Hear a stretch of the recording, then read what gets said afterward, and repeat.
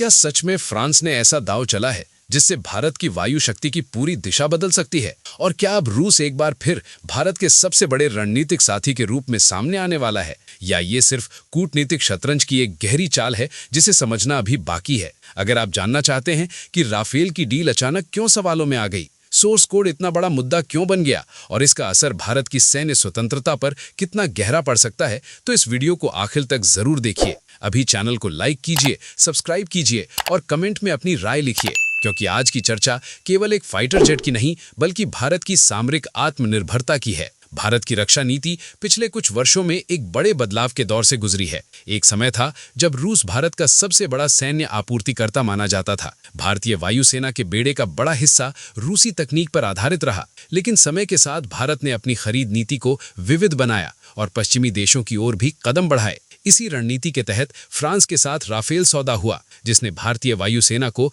एक नई ताकत दी। डसॉल्ट राफेल की पहली खेप आने के बाद इसे आधुनिक तकनीक और मारक क्षमता के कारण बेहद महत्वपूर्ण माना गया। शुरुआती समझौते के तहत 36 राफेल विमानों की डील हुई, जिसमें हथियार प्रणाली, प्रशिक्षण और लॉजिस्टिक सपोर्ट भी शामिल था। ये सौदा केवल विमानों की खरीद नहीं था, बल्कि ये संकेत था कि अब भारत बहुध्रुवीय रक्षा साझेदारी की ओर बढ़ रहा है। इसके बाद नौसेना के लिए राफेल मरीन की चर्चा तेज हुई और एक बड़े पैमाने पर अतिरिक्त विमानों की संभावित खरीद पर भी विचार हुआ। यहीं से कहानी ने नया मोड़ लिया। जब अतिरिक्त 114 राफेल विमानों की संभावित डील की बात सामने आई, तो इसे भारत के इतिहास की सबसे बड़ी रक्षा खरीद में से एक माना गया। योजना ये थी कि कुछ विमान सीधे तैयार हालत में आएंगे और बाकी का निर्माण भारत में होगा, जिसमें स्थानीय उत्पादन और तकनीकी हस्तांतरण का तत्व भी शामिल रहेगा। ये सब मेक इन इंडिया और रक्षा क्षेत्र में आत्मनिर्भरता की दिशा में एक बड़ा कदम माना जा रहा था। लेकिन इसी बीच एक ऐसा मुद्दा उभर कर सामने आया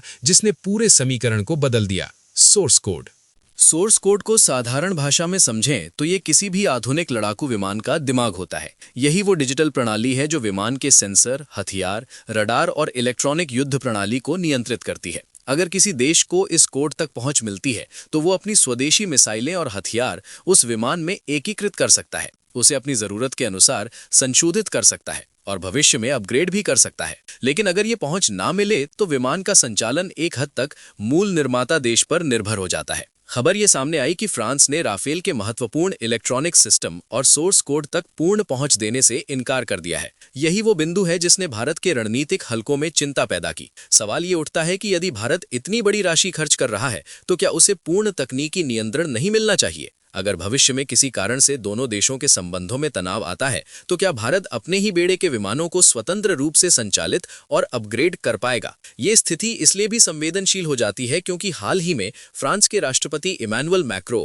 और भारत के प्रधानमंत्री नरेंद्र मोदी के बीच सार्वजनिक मंचों पर मजबूत रणनीतिक साझेदारी का प्रदर्शन देखा गया था। दोनों देशों के बीच सहयोग को भविष्य की वैश्विक राजनीति का अहम स्तंभ बताया जा रहा था। ऐसे समय में तकनीकी साझेदारी पर यह असहमति कई सवाल खड़े करती है। भारत इस समय रक्षा क्षेत्र में केवल आयातक बनकर नहीं रहना चाहता। स्वदेशी मिसाइल प्रणालियों, उन्नत रडार और भविष्य के लड़ाकू विमानों पर काम जारी है। यदि राफेल जैसे विमान में भारतीय हथियारों को पूर्ण रूप से एकीकृत करने की अनुमति ना मिले तो आत्मनिर्भरता की पूरी रणनीति प्रभावित हो सकती है। ये केवल एक तकनीकी मुद्दा नहीं बल्कि सामरिक स्वतंत्रता का प्रश्न है। इसी पृष्ठभूमि में रूस का नाम फिर से चर्चा में आया। जैसे ही राफेल डील पर अनिश्चितता की खबर फैली, रूस ने अपने 5वीं पीढ़ी के लड़ाकू विमान सुखोई Su-57 को भारत के सामने एक विकल्प के रूप में प्रस्तुत करने की पेशकश दोहराई। कहा गया कि इसमें तकनीकी हस्तांतरण और सोर्स कोड तक पहुंच देने की संभावना शामिल हो सकती है। ये प्रस्ताव भारत के लिए इसलिए आकर्षक माना जा रहा है क्योंकि 5वीं पीढ़ी की तकनीक स्टेल्थ क्षमता और उन्नत सेंसर फ्यूजन के साथ आती है। हालांकि हर विकल्प के अपने जोखिम और चुनौतियां होती हैं। रूस के साथ पहले भी संयुक्त परियोजनाओं में देरी और लागत बढ़ने की शिकायतें सामने आई थीं। दूसरी ओर पश्चिमी तकनीक को अधिक विश्वसनीय और युद्ध परीक्षित माना जाता है। भारत के सामने दुविधा ये है कि वो तत्काल परिचालन क्षमता को प्राथमिकता दे या दीर्घकालिक तकनीकी स्वतंत्रता को। राफेल और Su-57 के बीच तुलना केवल पीढ़ी के अंतर तक सीमित नहीं है। राफेल को बहुउद्देशीय, उच्च विश्वसनीयता वाला और विभिन्न अभियानों में सफल माना जाता है, जबकि Su-57 को भविष्य की वायु युद्ध अवधारणा के अनुरूप विकसित किया गया है, जिसमें स्टेल्थ और नेटवर्क सेंट्रिक युद्ध की विशेष भूमिका है। लेकिन असली प्रश्न तकनीक के नियंत्रण का है। यदि भारत को राफेल में पूर्ण तकनीकी पहुंच नहीं मिलती तो क्या वो इतने बड़े निवेश को उचित ठहरा पाएगा? क्या ये निर्णय भविष्य में भारत की रणनीतिक स्वायत्तता को सीमित करेगा या फिर कूटनीतिक वार्ता के माध्यम से कोई मध्य मार्ग निकलेगा? फिलहाल स्थिति अनिश्चित है, लेकिन इतना स्पष्ट है कि यह मुद्दा केवल एक रक्षा सौदे का नहीं बल्कि भारत की दीर्घकालिक सैन्य नीति की दिशा का है। इस पूरी कहानी का पहला चरण यही बताता है कि रक्षा साझेदारियां केवल मित्रता की तस्वीरों से तय नहीं होती, बल्कि तकनीकी भरोसे और पारदर्शिता पर टिकती हैं। आने वाले समय में ये देखना महत्वपूर्ण होगा कि क्या फ्रांस अपने रुख में बदलाव करता है या भारत किसी वैकल्पिक रणनीति की ओर बढ़ता है। कहानी यहीं खत्म नहीं होती, क्योंकि आगे के घटनाक्रम इस समीकरण को और भी जटिल बना सकते हैं। पहले चरण में हमने समझा कि तकनीक का नियंत्रण किसी भी आधुनिक लड़ाकू विमान की असली ताकत होता है, लेकिन अब सवाल इससे भी बड़ा है कि अगर भारत को पूर्ण तकनीकी अधिकार नहीं मिलते तो इसका सीधा असर वायुसेना की भविष्य की युद्ध क्षमता पर क्या पड़ेगा। भारत इस समय केवल तैयार विमान खरीदने की मानसिकता से आगे निकल चुका है। वो अपने हथियारों, अपने सॉफ्टवेयर और अपने युद्ध सिद्धांतों के अनुरूप प्लेटफॉर्म चाहता है। यदि राफेल में भारतीय मिसाइलों, स्वदेशी इलेक्ट्रॉनिक वॉरफेयर सिस्टम और भविष्य में विकसित होने वाली नई तकनीकों को पूरी स्वतंत्रता के साथ नहीं जोड़ा जा सकता, तो फिर ये निवेश दीर्घकाल में सीमित हो सकता है। रक्षा विशेषज्ञों का मानना है कि आधुनिक युद्ध अब केवल मिसाइल और बम का खेल नहीं रह गया, बल्कि डेटा, नेटवर्क और सॉफ्टवेयर की लड़ाई है। किसी भी फाइटर जेट का असली प्रभाव उसके सेंसर फ्यूजन, डेटा लिंक और इलेक्ट्रॉनिक वॉरफेयर क्षमता पर निर्भर करता है।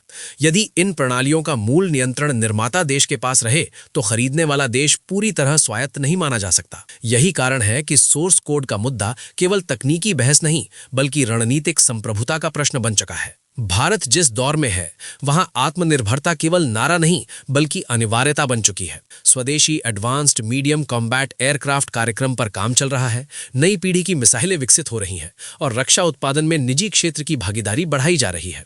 ऐसे समय में यदि कोई बड़ा रक्षा सौदा तकनीकी सीमाओं के साथ आता है, तो वो दीर्घकालिक नीति से मेल नहीं खाता। भारत ये भी जानता है कि अंतर्राष्ट्रीय राजनीति में रिश्ते स्थायी नहीं होते, हित स्थायी होते हैं। यहीं पर रूस का प्रस्ताव फिर से चर्चा में आता है। रूस ने संकेत दिया है कि सुखोई Su-57 के संदर्भ में वो तकनीकी हस्तांतरण और संयुक्त उत्पादन पर अधिक खुला रुख अपना सकता है। यदि ऐसा होता है, तो भारत न केवल विमान खरीदेगा, बल्कि उसकी तकनीक के विकास और संशोधन में भी भागीदार बन सकेगा। ये मॉडल भारत को दीर्घकाल में अधिक स्वतंत्र बना सकता है, लेकिन इसके साथ ये जोखिम भी जुड़ा है कि 5वीं पीढ़ी की तकनीक अभी पूरी तरह युद्ध परीक्षित नहीं मानी जाती और उत्पादन तथा रखरखाव की चुनौतियां अलग हो सकती हैं। दूसरी ओर दसाल्ट राफेल की विश्वसनीयता और बहुभूमिका क्षमता को लेकर कोई संदेह नहीं है। ये विमान विभिन्न अभियानों में अपनी उपयोगिता सिद्ध कर चुका है और भारतीय वायुसेना के मौजूदा ढांचे के साथ अच्छी तरह एकीकृत है। यदि फ्रांस तकनीकी साझेदारी पर लचीला रुख अपनाता है, तो ये सौदा भारत के लिए संतुलित समाधान बन सकता है। लेकिन यदि सोर्स कोड और प्रमुख इलेक्ट्रॉनिक सिस्टम तक पहुंच सीमित रहती है, तो ये दीर्घकालिक निर्भरता का कारण बन सकता है। ये पूरा घटनाक्रम भारत की रक्षा नीति में उभरते परिवर्तन को भी दर्शाता है। भारत अब केवल हथियार खरीदने वाला देश नहीं रहना चाहता, बल्कि तकनीक का सह निर्माता और निर्यातक बनना चाहता है। मेक इन इंडिया और रक्षा निर्यात में वृद्धि का लक्ष्य तभी सफल होगा जब भारत को उन्नत प्रणालियों की आंतरिक संरचना तक पहुंच मिले। यदि हर बड़े प्लेटफॉर्म के लिए किसी दूसरे देश की अनुमति का इंतजार करना पड़े, तो आत्मनिर्भरता अधूरी रह जाएगी। साथ ही ये भी ध्यान रखना होगा कि अंतर्राष्ट्रीय संबंधों में संतुलन बनाना अत्यंत आवश्यक है। भारत ने हमेशा बहुध्रुवीय कूटनीति अपनाई है, जहां वो पश्चिमी देशों के साथ भी मजबूत संबंध रखता है और रूस के साथ भी ऐतिहासिक साझेदारी बनाए रखता है। इस समय लिया गया कोई भी निर्णय केवल तकनीकी नहीं, बल्कि भू राजनीतिक संदेश भी देगा। यदि भारत रूस की ओर झुकता है, तो पश्चिमी जगत में उसका प्रभाव अलग तरह से देखा जाएगा, और यदि वो फ्रांस के साथ समझौता करता है, तो उसे तकनीकी स्वतंत्रता के सवाल का संतुलित उत्तर खोजना होगा। आखिरकार ये फैसला इस बात पर निर्भर करेगा कि भारत अपनी प्राथमिकता किसे मानता है, तत्काल परिचालन शक्ति या पूर्ण तकनीकी नियंत्रण। संभव है कि कूटनीतिक वार्ता के माध्यम से कोई ऐसा रास्ता निकले जिसमें फ्रांस सीमित दायरे में तकनीकी पहुंच देने पर सहमत हो जाए और भारत अपनी शर्तों के अनुसार एकीकृत प्रणाली विकसित कर सके। ये भी संभव है कि भारत समानांतर रूप से कई विकल्पों पर काम करे, ताकि किसी एक देश पर पूर्ण निर्भरता ना रहे। स्पष्ट है कि ये कहानी केवल एक रक्षा सौदे की नहीं, बल्कि भारत की सामरिक सोच के विकास की है। आने वाले महीनों में जो भी निर्णय होगा, वो दशकों तक भारतीय वायुसेना की दिशा तय करेगा। क्या भारत पूर्ण तकनीकी स्वायत्तता की ओर कदम बढ़ाएगा या वैश्विक साझेदारी के संतुलन में समाधान खोजेगा, ये समय बताएगा। अगर आपको ये विश्लेषण गहराई से समझ आया और आप चाहते हैं कि हम ऐसे ही महत्वपूर्ण रणनीतिक मुद्दों को विस्तार से आपके सामने लाते रहें, तो अभी इस वीडियो को लाइक कीजिए, चैनल को सब्सक्राइब कीजिए और कमेंट में जरूर बताइए कि आप किस विकल्प को भारत के लिए बेहतर मानते हैं, क्योंकि आपकी राय ही इस चर्चा को और मजबूत बनाती है।